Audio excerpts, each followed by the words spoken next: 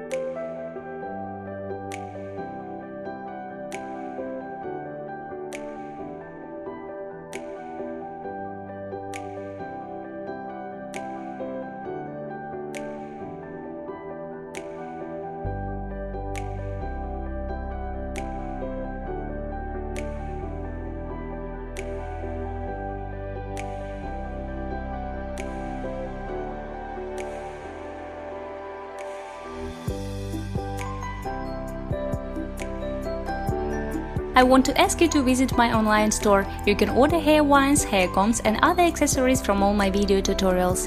You will see the link on the screen and in the description. We will send your order to any country via express or regular mail service. If you will order accessories in my online store, you will support my channel and help me to make new videos. Don't miss our regular discounts and purchase handmade jewelry today.